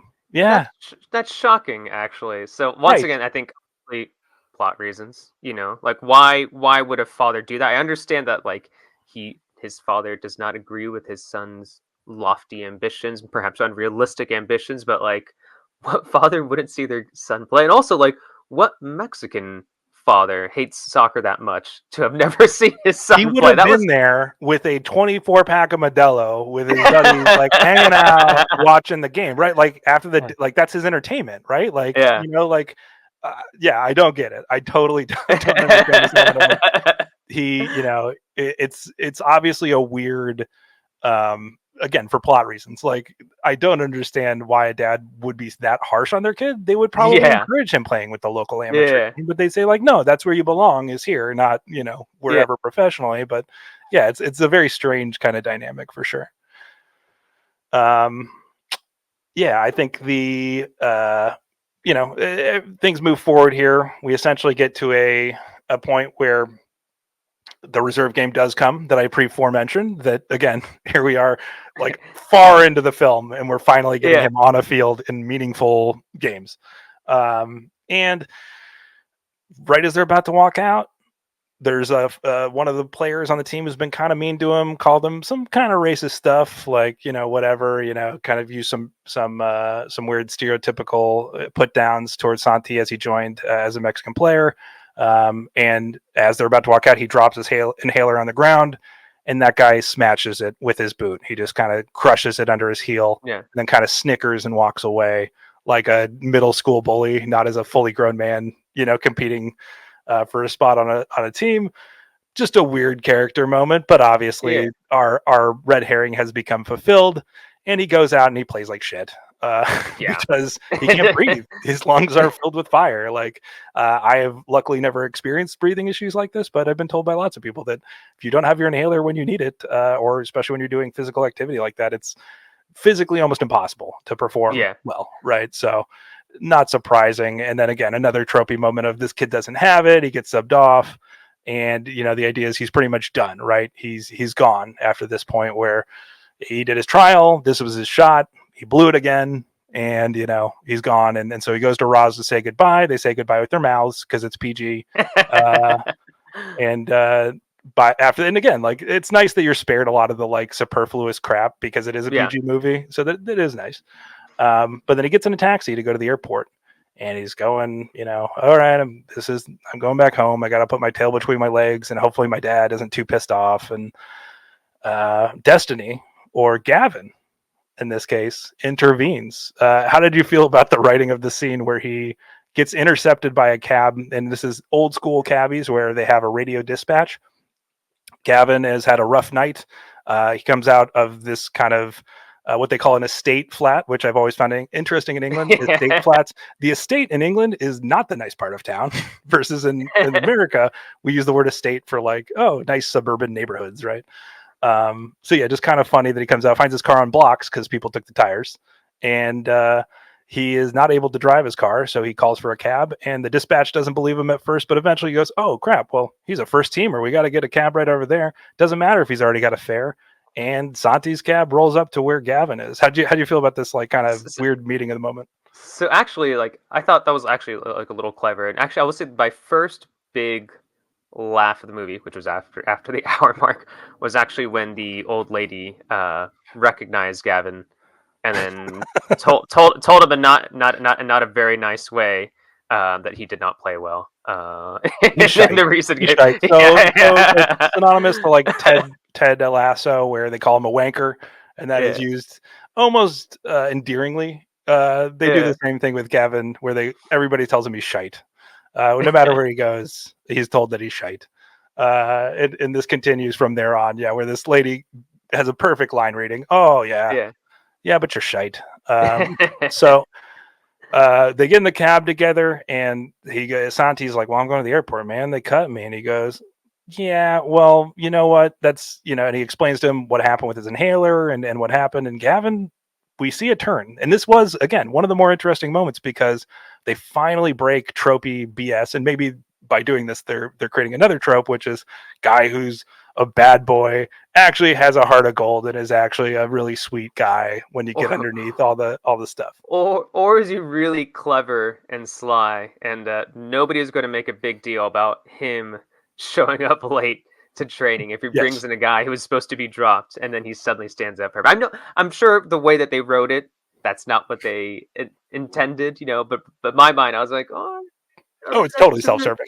Yeah, it's him, not me. I came to help him. I'm dying on this cross for him, not me. But it is surprising how many chances Santi gets, right? Like the one-day trial didn't work. Yeah. The chances with reserves didn't work. Like if I was a manager, I'd be like, what? I mean, I guess in that scene, manager does say like, well, you have a lot of people supporting you here. Clearly, like you're something. But I am surprised with like how many chances he's able to get. Maybe that's when we, hashtag plot reasons, because this guy who keeps bouncing back, this guy who's, he's this huge underdog and have these opportunities. But yeah, eventually, yeah, he ends up having a good opportunity in the next reserve game. Yeah, and they kick him back in. They go, all right, Santi, I guess we're giving you another shot here because the movie otherwise can't progress. So we got to get you back in there. And, eventually, works his way back in, gets brought in. Great montage, actually, with British music here of like the mid 2000s that was pretty great. And the film overall has a pretty good soundtrack. Yeah, it's not one bad. of the better parts of it. And ends up that he is given a chance to make a play. He does a great scorpion kick, which how many times you actually see executed in a game, but whatever. Another soccer movie trope where it's like kicks that never actually happen in this film. And then obviously ends up making it all the way to where him and Gavin become friends, I guess, because he makes it onto the team. He that scorpion kick secures his place, and he is now part of the team and may actually get a shot at the first team. So he moves in with Gavin. I guess that's how this works. That makes no sense at all to me. It was one of the more confusing things in the movie, is that like suddenly he's living with Gavin. It's like, all right, like first off, like why would any manager, recognizing the way that Gavin is, why would you be like, all right, this like player who is just becoming a professional for the first time, let's have him move in with Gavin. What could happen? Nothing bad can happen, right? With him hanging out with Gavin, nothing wrong is going to happen at all. Totally. Yeah, this is where, again, I think this 3-film arc that they outlined does itself a disservice in the first film of trying to be like 3 films in one film. So like there's very few places to go from here, because he moves in with Gavin and everything you think's going to happen happens, where he lives the life up, and as they go to travel around and go around to London or whatever, things descend into chaos, and Santi ends up in situations he doesn't want to be in. And is trying to be the upstanding moral guy, but at the same time, obviously it's a terrible situation. If you're a manager, you would say, no, you should definitely not live with him, and he's the worst influence on my team. And both of you showed up late, like not just one of you. So it's like, come on, like it becomes kind of that trope of enjoying the life and like, oh, he's the guy now. So they do end up in the first match with the first team, where he's going to play in London against Fulham. And he obviously starts the game on the bench. Going straight into the starting lineup would be a bridge too far already. We've talked about too far, but it's too far. So he gets into the game against Fulham, and we get a nice moment where his dad walks into a bar in LA. It's actually a pretty famous bar in Santa Monica, I believe, Sonny McLean's, where it is, a general soccer supporter bar. I guess in this film it plays the part of a Geordie or a Newcastle supporter bar. And so he shows up there and sits down next to a guy at the bar, and that guy actually is Brian Johnson of AC/DC. so I didn't know that until, I should have been so obvious, because the guy had the hat on. But like, as someone who once covered an AC/DC song in my ska punk band in high school, that was a different life. But I'm a little embarrassed. I didn't recognize him until like you put it down in the notes. I was like, what? That's that guy? Like I had massive Newcastle fan, huge Geordie. He grew up in England, even though AC/DC is partially from Australia. He was their second singer and that kind of stuff. The whole history, we can do an AC/DC podcast later. But yeah, he's in the film, randomly as the guy in the Newcastle bar. And his dad is there. Dad doesn't tell anybody he's going, but somehow found out that Santi, may be playing, and shows up. And one thing that leads to another in the game, and somebody gets injured in front of him. The midfielder that standing in front of him a bit gets injured. He has to come on the field, and then as he's running out, you get the nice trope of "That's my boy, that's my son. He's on the field." That was a touching moment. I like it. It is. I choked up a bit. It's like it's one of the few things they've emotionally paid off to this point. Is like, we're getting there. All right, and so we move down. And he plays obviously a pivotal role in the game where they're coming down with a few minutes left, and he gets taken down inside. Makes a great run and a good cutback and gets taken down inside the box. And they don't let him take the penalty. They let Gavin take the penalty because he's the guy with the big money, and you got to let him take the penalty. So he takes the penalty, and they convert and they win. Big game. Everybody's happy except for the manager, who's never happy because Santi could have made the pass, right, instead of getting the penalty, which still won the game. So just a still weird thing to be mad about, but managers be managers, right? So we move on from that. We get into a fun little scene in a bar in London, as you do, where they just really ran up the kind of cameo scene here, where they're like, let's just put all the cameos in one scene right now. And also, you didn't put it down in the notes, but including someone else who does a cameo right here. It's actually the first like prominent person they kept to. It's Sven-Goran Eriksson, who we sadly recently lost, but he's a legend in the managerial game, someone who coached. And I think what was interesting is he's someone who not only coached England, but also Mexico. I don't know if there was like some sort of intentional thing connecting that because of Santi and his Mexican everything else is background. You'd have to think so. Yeah. Because that was the first prominent guy that you saw there in that magical bar. Yeah. It is, it's a magical bar where all the soccer people hang out, and there's a similar bar in Ted Lasso and other shows, kind of like this, where it's like everybody hangs out in the same bar from all the teams, I guess. And it's like, I don't know where this. I went to London, I didn't find this. Maybe next time I'll look and see if I can find it. So yeah, they're there, and he runs into, as he's walking in, just bump shoulders into David Beckham. Whoa, hey man, what's up? I saw how you played out there. Great game today. Is that how Beckham? Is that how Beckham sounds like? No, he spent too much time in L.A. No, he was leaning in the doorway, just his face, and went, "Be honest. What kind? No, I'm just kidding. He was being typical David Beckham, prime David Beckham, if you will. Mid 2000s David Beckham in this case, still playing for Real at that time, I believe, but could not spare to hang out with his teammates at the bar. I guess he was taking off because we walk over to the bar and then we run into Raul and Zidane, the other, two of the Galacticos there sitting at the bar, who know Gavin, of course, because Gavin knows everybody, and they actually have a nice little back and forth that I thought was kind of cute. Best stuff. And also, like, I was thinking too at that moment, I was like, I wonder how much Zidane got paid for this role, because I was like looking at it, it's like all he says is hola, and then Raul, and then the other characters are chatting, and then Zidane says tenemos que ir, mucho gusto. I was like, how much does Zidane get paid for just? I think you're like 3, 4, 5, 6, seven words. So he's like, all right, well, I'm not going to do much then. And what I read was the behind the scenes of this is all three of them were supposed to shoot together. Beckham, for whatever reason, took forever to get there. And so it seems like what they did is shoot it out of order. They probably shot Raul and Zidane so they could leave, and then brought Beckham in and shot him afterwards, I guess, as the first shot. But my guess is it just seemed like, and you can almost tell, they're kind of like hanging out. They're like, we want to get the hell out of here. we're done being here as well. So it was fun to see him again in their prime, kind of hanging out on screen, and get the sense that this bar somewhere in history, somewhere magically exists, maybe only in our dreams.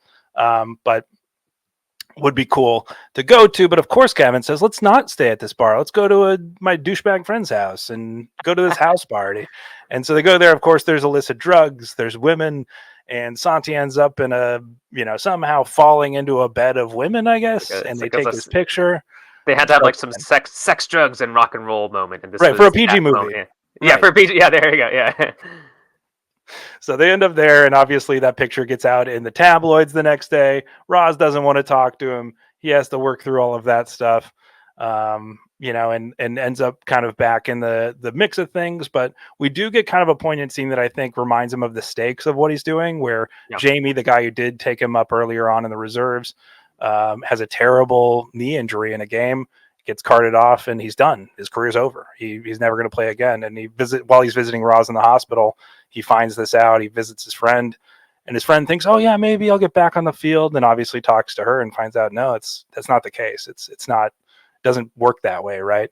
Which is hilarious because he gets 9 lives, but this kid only gets 1, right? But Yeah, I know, right? it's not Jamie's story; it's Santi's Yeah. story. So we, unfortunately leave Jamie there on the bed, and so goes back to Gavin's, and this is where he really stands up for himself and goes, I'm going to be my own man, and you're a piece of crap, and I don't want to live with you. And so Gavin throws him out. And that's probably for the best. That's probably for yeah, the best. this is the He's no healthiest longer decision of the entire film. yeah. And then we cut back to Los Angeles, of all places. Kind of out of order, right? We're thinking, what's going on here? Because normally when you cut back, it's interfacing with his story. So what are we doing here?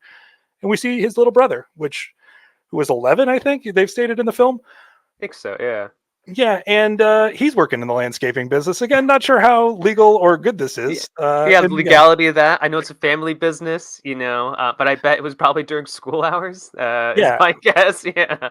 And this is where, again, another trope comes into play, but it almost takes a turn, a very sudden turn that you don't really see coming, which is that the kid finds his 11-year-old brother finds his dad face down in a sprinkler. And we think, oh, no, maybe he's just sick or something, but he's dead. He had a heart attack. Yeah. He passed away right there on the job.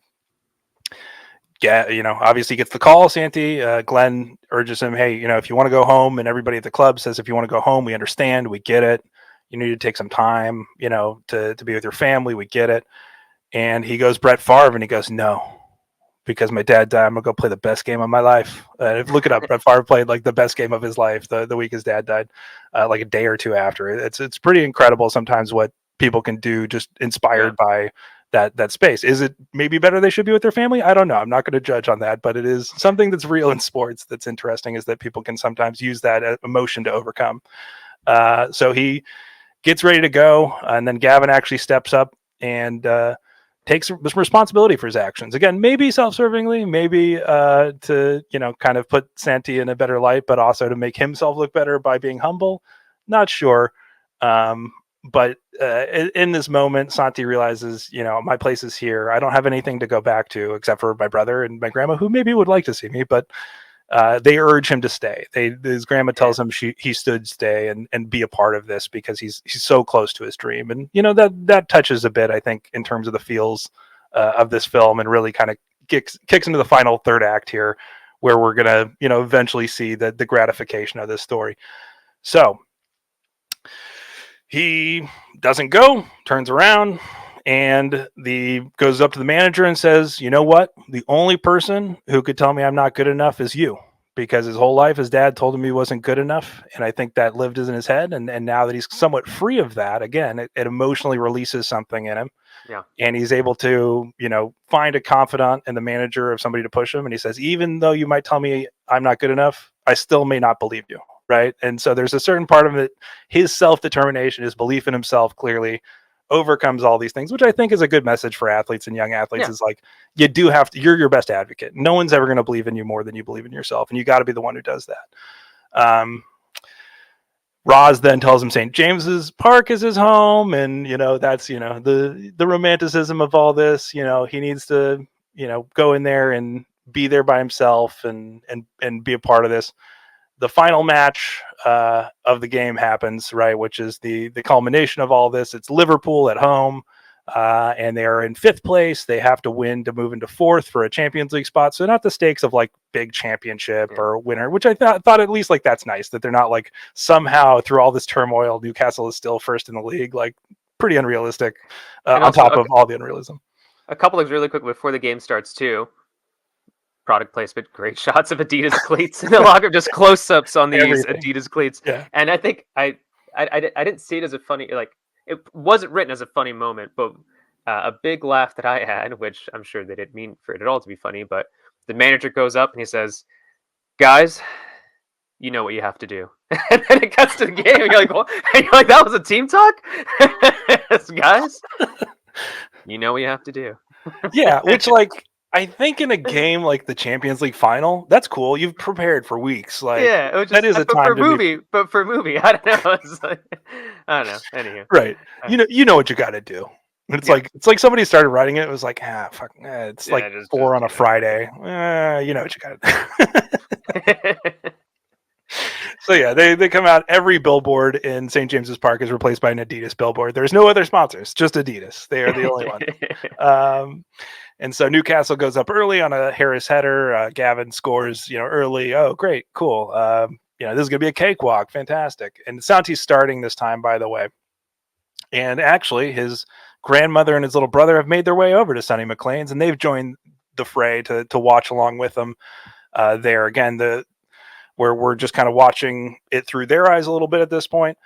And eventually, Santi makes a run on goal late, but what does he do? Oh no, he sees the pass after they've gone down a little bit, and finds the way to get them there. Gavin shoots it in and volleys it in to the goalkeeper. When the goalkeeper, comically, this is one of those scenes where you're just like, that guy is not a trained. He never played soccer in his life, because he's just like, ugh. I would love to see Tony's reaction to this as a goalkeeping analyst. It was pretty bad. So that happens. They score 2-2. Oh no, they level it up. Everybody's tied after going down 2-1, after going up 1-0 to begin. And hey, here we are. We're in stoppage time.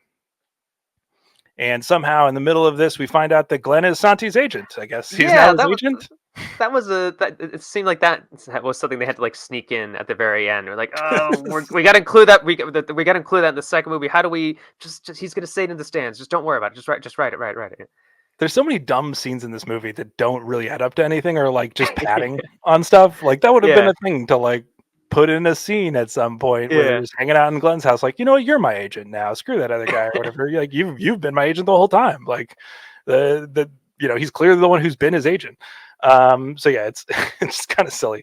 And then, here we are. Gavin gets taken down just outside the box after making a good run. And who steps up to take the free kick? Alan Shearer? No. And this is where I'm going to pause things real quick for the first of our segments. Tinseltown tactics, or what I'm going to describe today as my steck deck. The steak deck. I had no idea that was going to be a thing. Yeah, I know. Steak deck. Here we are. I'm going to work on that for next time. It sounds kind of demonic. The steak it's a little demonic. Yeah, a little bit. That's creepy, man. Alan Shearer is on this team. They've cut to times in game footage, and probably was not in front of whatever green screen or whatever, how they filmed the soccer scenes here. But he is on this team. Why would he have not taken the penalty before? Why would he not take the free kick? He was one of the most notorious, say egotistical goal scorers. That's how you get to be the leading goal scorer in Premier League history, is by taking every chance you get. And Newcastle were good. They weren't great during his tenure, and had some bad years as well, but he clearly would have been the one to take this kick. That's the thing that I find to be the most kind of distancing. Is anybody who knows ball and knew mid-2000s Newcastle, you'd be like, there's no way that they're who came from no. Once again, hashtag plot reasons. Hashtag plot reasons. That's why, and we soon find out why. Yeah.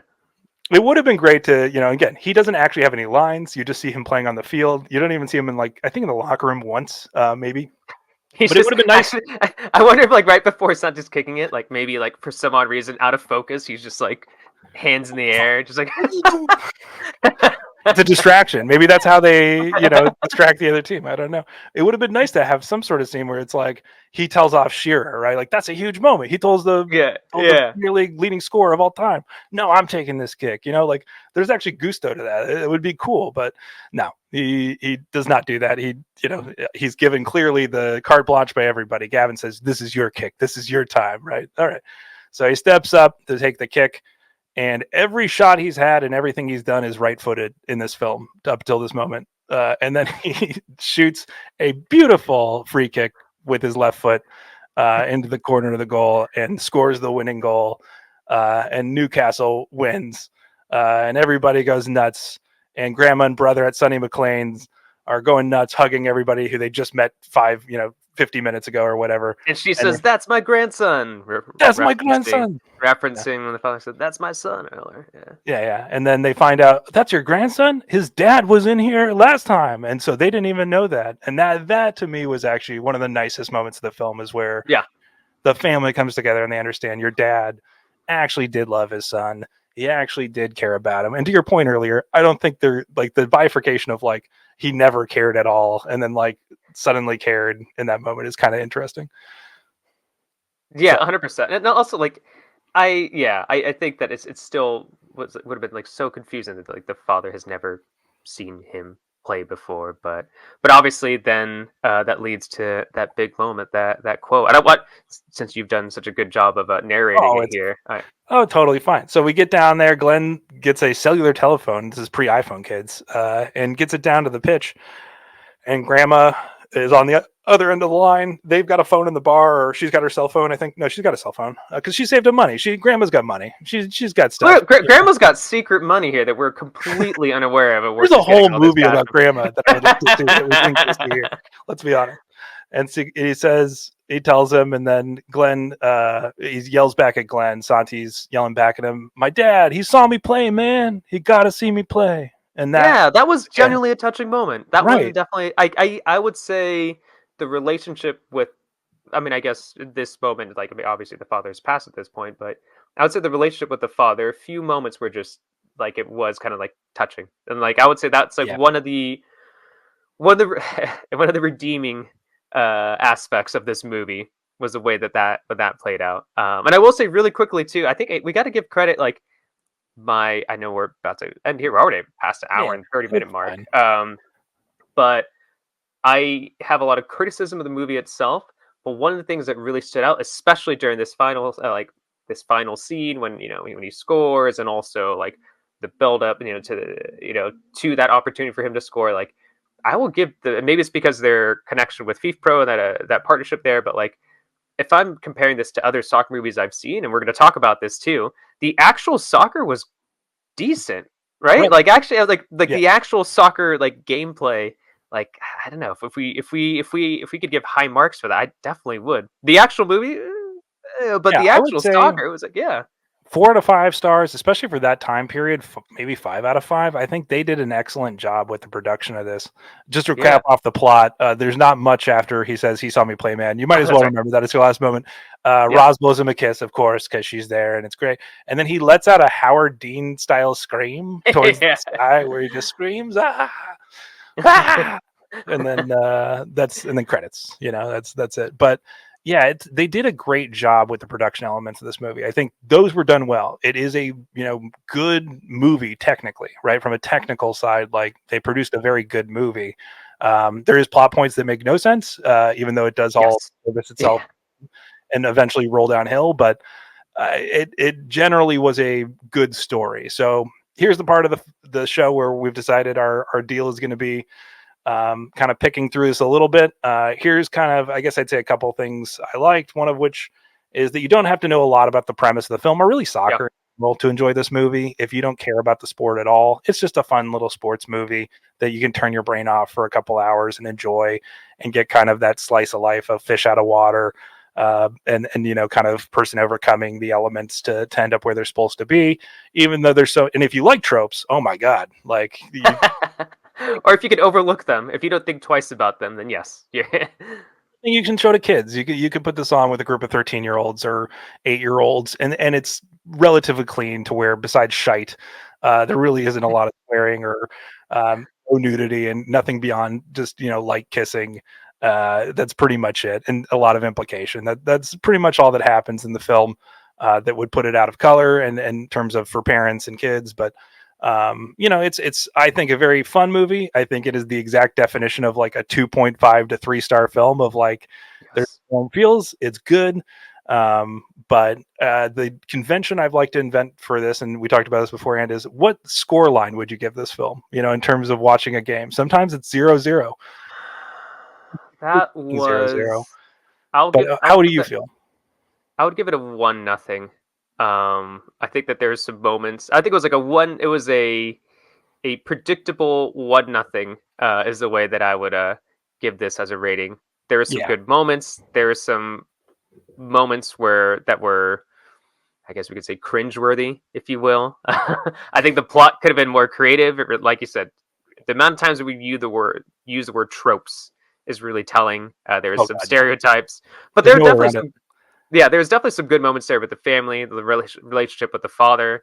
But other than that, was fine. It was okay. It was 1-0. High marks for the actual soccer gameplay itself, but yeah, I'll give it a 1-0 that redeemed itself, just like the Santi goal at the very late into the movie, where I thought, you know what, I don't I don't hate this. It's fine. Right.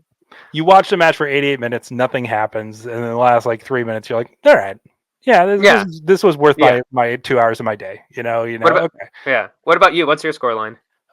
So for me, and I think for you, maybe as a Mexican American, you rolled your eyes a Yeah. bit harder at this for sure. Yes. For me, Did I? for me, I think I give it some of that take back. I think for me, it's an own goal, so it's got a score against, 1 goal against, and I think Okay. it scores 2 goals. I think one of the goals it scores is the mission was to tell a story that translated soccer for global audiences and people outside of England, and tried to explain the culture, globally of the Premier League. Did it accomplish that fully? No, but it did transport somebody from outside the country into that space and tried to tell a story. Believable? No, but a story, yes. Yeah. The second goal again would be for the emotional element of, I think, the family, the actors in that space did a good job. I think made it believable. Even this brother did a pretty good job of playing a brother. Yeah, the kid did a good job. He did a decent Yeah, job. Yeah. bringing emotion to it. And they had some good interchanges earlier on in the film, and I think kind of adds that just a nice little light voice, and where maybe you wouldn't otherwise have it in that dynamic. And I think again, Glenn Foy did a good job, and generally the story was coherent enough to where you could put this movie on in front of most audiences, and they walk away and go, "Yeah, that was fun. That wasn't a complete waste of my time." So like maybe an almost waste of my time. So that's where 2-1 would be my score line coming out of this. So we got a 1-0 and a 2-1. Nobody's has a very wide margin here. I think we got the same margin of about 1 goal a differential in terms of it's not 0-2, it's not 0-3. They're definitely not scoring a bunch of own goals. Maybe goal 2, it'll be a different story. goal the dream begins. Is a winning game. They won the game. They got all 3 points from us here at Club Deportivo Movie Club. In terms of just some fun facts as we walk out here, and then again, feel free to jump off at this point. We have hung out with you for a long time, but I just want to throw a couple of things at you. Diego Luna was originally set to star in this film. He was supposed to be Santi. How different of a film do you think would it have been with Diego Luna as the star? I mean, nothing against Kuno Becker, but I think Diego Luna probably would have done a little bit of a better job with authentic. With the act. It would have been a little more authentic, I think. Yeah, and especially since we're going to talk about it later, going forward with like future movies. But Rudo y Cursi, like, I thought he absolutely killed it in that one, right? And I think, maybe it's just an actor at a different level, but I think he's a great actor. He's an all. I would say he's an S tier actor versus Kuno's probably a B tier actor in terms of he does a great job in this, I think, but he is he's not as natural to it as Diego Luna, who is one of our more gifted thespians of this generation for sure. And maybe that's why. Okay, and now that I'm thinking about it, maybe that's another reason why I didn't entirely love the movie, is that there is something about Kuno Becker that I don't know. It's not that I didn't really believe him, but there's just something he didn't. I don't know. I wasn't pulled. He was 28. I think he's too old. I think that's my issue. Okay. He looks younger. He doesn't look too old, but I think behind his eyes, right? There's not the youthfulness that you want from the Santi character. It's just not. Yeah. He feels like a guy who has lived 3 lives, as opposed to Like maybe they should have had someone who looked a little bit like the early 20s, as opposed to someone who looks a little bit closer to our age, and you're just like, right? I don't know. Maybe that was part of it. Yeah. It did feel like he'd already spent his 9 lives before he even went after this dream. So it just didn't to me connect as much. The original director too, he's credited on the film, but was cut after a few weeks, where he was trying to take more of a documentary style approach, which I think would have been interesting, versus this very Hollywood scripted very, again, signposting is something I've said before, which is, you hit the marks, and it seems to be what you'd expect out of something like this. And obviously, there's other teams that were applied for this. Liverpool and Man United might have been there, but they were not United teams at that point, or sorry, not Adidas teams. So they needed an Adidas team. So hence it became Newcastle, which again would have been a little different. And the one really funny thing was Callum Wilson cited this film as one of the reasons he joined Newcastle. So striker currently, really, as this is being released this episode at Newcastle, he said that one of the reasons he left was it Sheffield Wednesday? Where was he before? Wherever he was before this, he left and came to Yeah, to Newcastle because his kids and him were watching goal while his offers were coming in, and he thought, you know what, I could play there. That sounds good.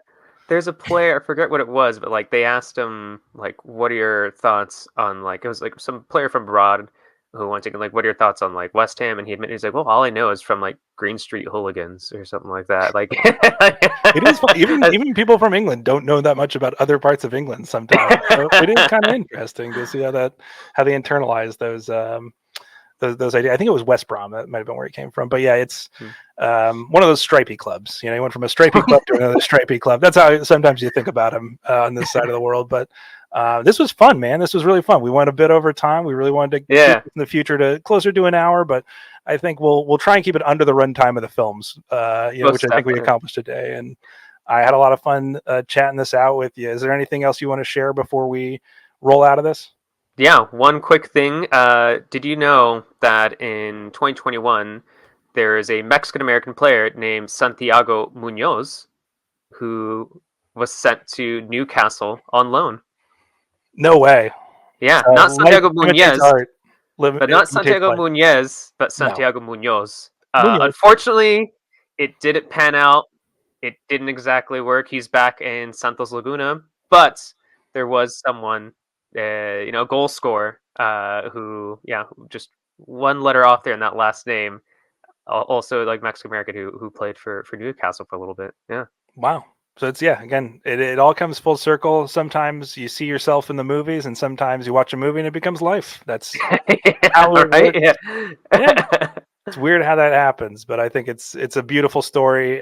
In this case, a 1-goal win over the opposition. And next week, we will be releasing another episode. We're going to be talking with Tony and Chiva of San Diego Punto Football, 2 Balls and a Mic. We'll be discussing Rudo y Cursi, which Cesar just highlighted. So if you want to follow along with us, kind of as we said, it's a movie club. Follow along, watch that film here in the next week, and we will come together to discuss it. Then, even if you don't watch it, as you heard, we'll do a pretty good job of narrating you through the story. So in that case, it might be a little more Cesar than myself, as it is not my first language. But it will be a very fun watch. I've watched it once before. I'm looking forward to diving back into that. So we'll see you then. Anything else to add, Cesar? That's it. This was fun. Looking forward to rewatching Rudo y Cursi and chatting more soccer and movies. And this soccer podcast isn't about soccer. And this movie podcast that is not about movies. Well, welcome to the club, everybody. We're happy to have you, and we'll see you in the audience, I guess. Deportivo Movie Club. Come and join our movie club, where Cesar and Drew have fun. Club Deportivo Movie Club.